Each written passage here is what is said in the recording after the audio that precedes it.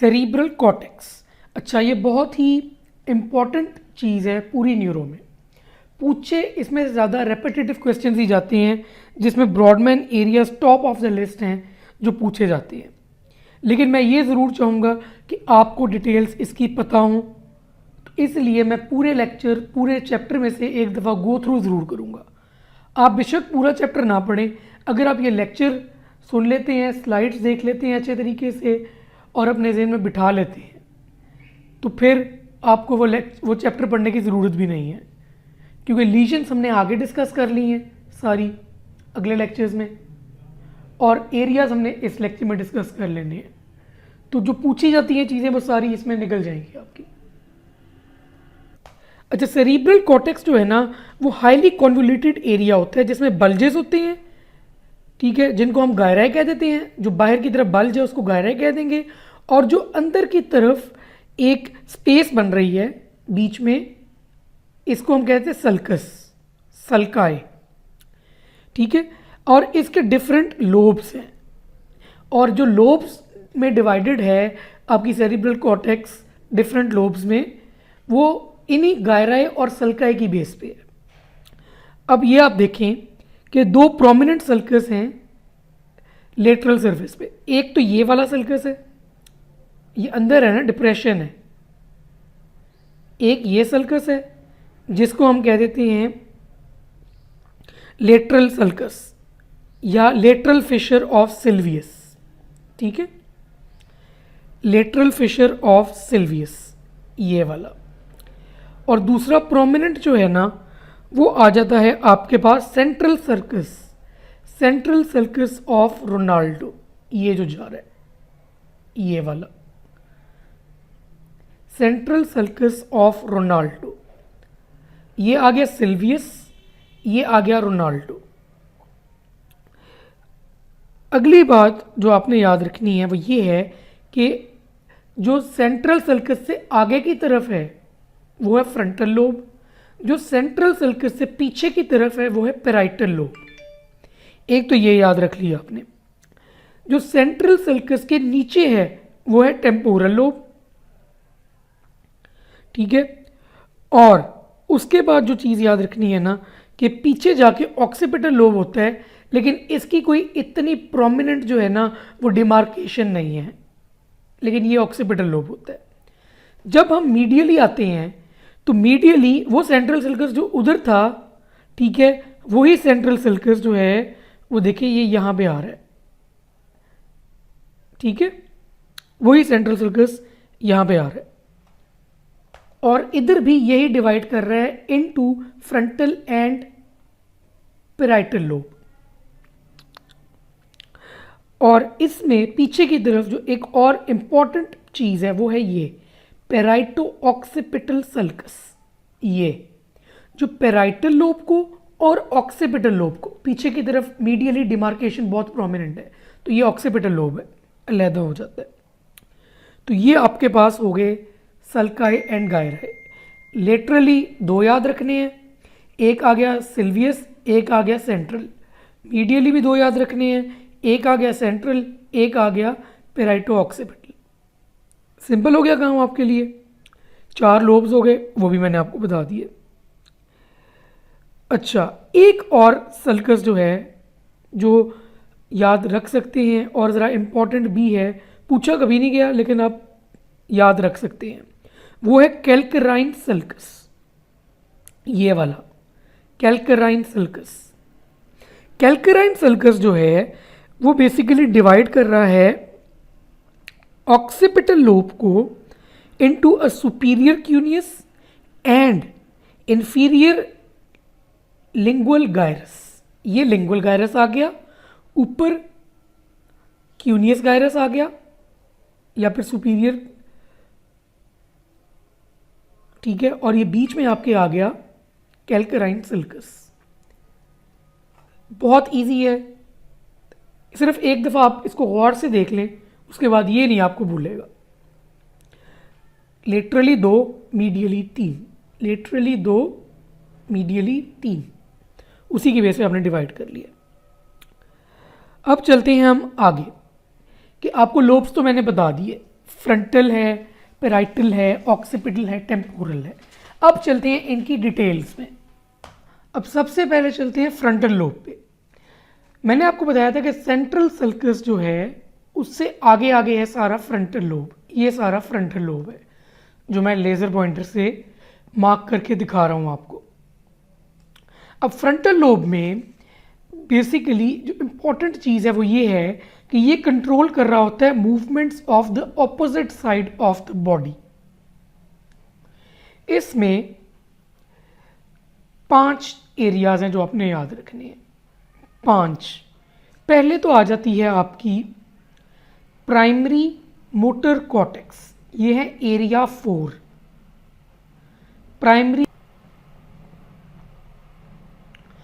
Primary motor cortex area 4। फिर आ जाता है प्राइमरी मोटर कॉर्टेक्स के आगे pre motor cortex area 6। Area 6 जो है प्री मोटर कॉर्टेक्स, ये प्लान कर रहा होता है आपकी मोटर एक्टिविटीज़ को, और अगर ये डैमेज होता है तो एप्रेक्सिया हो जाता है, एप्रेक्सिया। इससे आगे आते हैं आपके पास एक आती है फ्रंटल आई फील्ड एरिया जिसको कहते हैं हम एरिया 8, और फिर आ जाते हैं ब्रोकास एरिया, एरिया 44 एंड 45। जो आपके पास फ्रंटल आई फील्ड एरिया है ये बेसिकली एरिया है for contralateral horizontal gauge. Contralateral horizontal gauge के लिए जो एरिया है वो है फ्रंटल आई फील्ड एरिया, एरिया 8। इनके नंबर ज़रूरी हैं, 4, 6, 8, ये तीनों मैंने आपको बता दिए। अब चलते हैं ब्रोकास एरिया की तरफ। ब्रोकास एरिया जो है उसका नंबर है एरिया 44 एंड 45। इसकी वजह से ब्रोकन एफेजिया होता है जिसको कहते हैं मोटर एफेजिया। इसकी डिटेल्स एफेजिया वाले लेक्चर में डिटेल में पढ़ाई गई हैं, आप वो देख लें। और जो बाकी एरिया बच जाता है इसको हम कह देते हैं प्री फ्रंटल कॉर्टेक्स। ये जो प्री फ्रंटल कॉर्टेक्स है ये 1/4 है ऑफ द ह्यूमन ब्रेन, और अगर ये डैमेज होता है तो फिर फ्रंटल लोब सिंड्रोम होता है जिसमें इमोशनल इंस्टेबिलिटी वगैरह होती है। तो फ्रंटल लोब में 5 चीज़ें हैं, primary motor cortex area 4, pre motor cortex area 6, frontal I field area area 8, Broca's area area 44 and 45, और फ्रंटल प्री फ्रंटल कॉर्टेक्स। ये है फ्रंटल लोब। फ्रंटल लोब में वही वाली बात है कि ये सारे एरियाज आ गए जो मैंने आपको बताए हैं।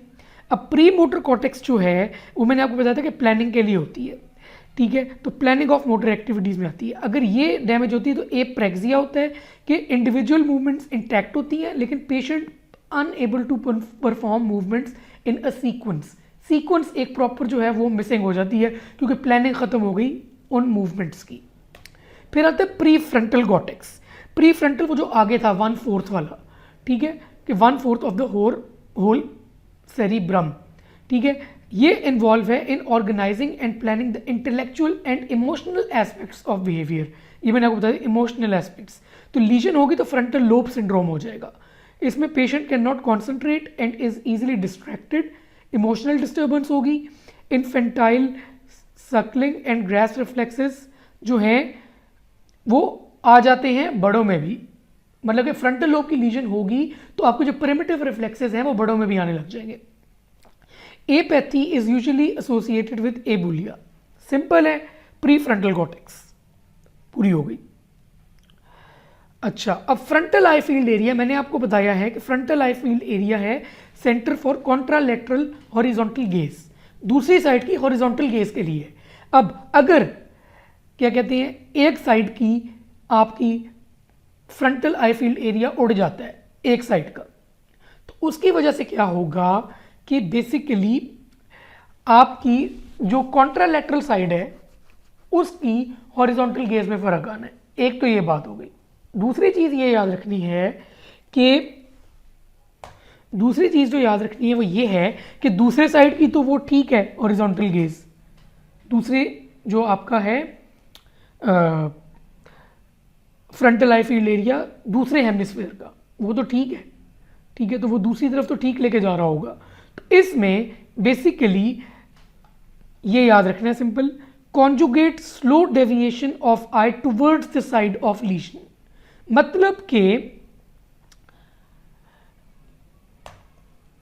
के अगर राइट साइड का फ्रंटल आई फील्ड एरिया उड़ा है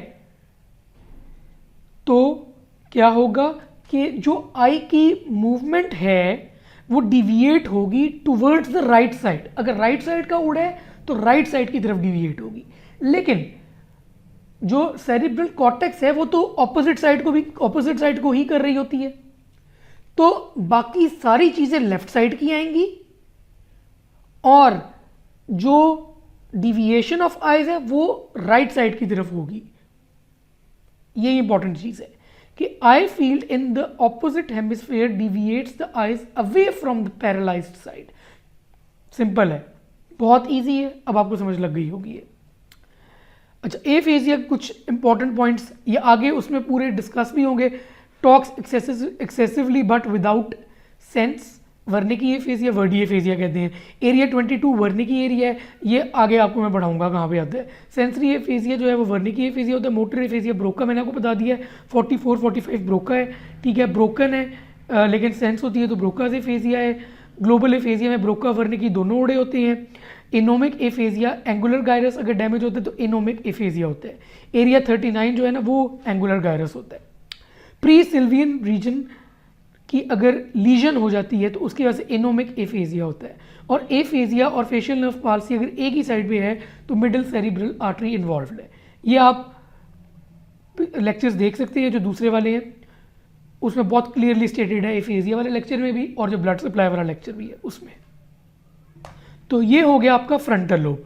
अब फ्रंटल लोब से पूछे, एक तो ये एरियाज के नाम जाते हैं, इनके नंबर पूछे जाते हैं, और तीसरी चीज़ ब्रोकास एरिया को बहुत डिटेल में पूछा जाता है एफेजिया की वजह से, ठीक है। टोटल यही चीज़ें हैं जो फ्रंटल लोब से पूछी जाती हैं ज़्यादातर, लेकिन मैंने आपको डिटेल भी बता दी है जो आपको आनी चाहिए। अच्छा, एक और इम्पॉर्टेंट चीज़ जो फ्रंटल लोब में आप याद रख सकते हैं वो क्या है कि देखिए ये जो प्राइमरी मोटर कॉर्टेक्स है ना ये कंट्रोल करिए contralateral side of the body को। तो अब इसकी जो है ना होमंकुलस जिसको कहते हैं कि रिप्रेजेंटेशन वो यहाँ से शुरू होती है। बेसिकली जो आपका अपर लिम्ब है, ठीक है, जो हेड है, हेड सबसे करीब है सिल्वियन फिशर के, हेड आएगा, फिर ऐसे ही फिर अपर लिम्ब आएगा, टॉर्सो आएगा, बॉडी आएगी बाकी। जब आप जाओगे मीडियली तो मीडियली यहाँ पे आपके आ जाएगा लोअर लिम्ब, ठीक है, मतलब कि लोअर लिम्ब मीडियली आ रहा है। इसलिए जब एंटीरियर सेरिब्रल आर्टरी डैमेज हो रही है तो उसकी वजह से आपके लोअर लिम्ब्स ही इफेक्ट होते हैं। ये आगे डिटेल में आपको बताऊंगा मैं। अब आते हैं हमारे पास अगले लोब्स जिसमें पैराइटल, टेम्पोरल और ऑक्सीपिटल लोब है। वो नेक्स्ट लेक्चर में मैं आपको बताता हूँ।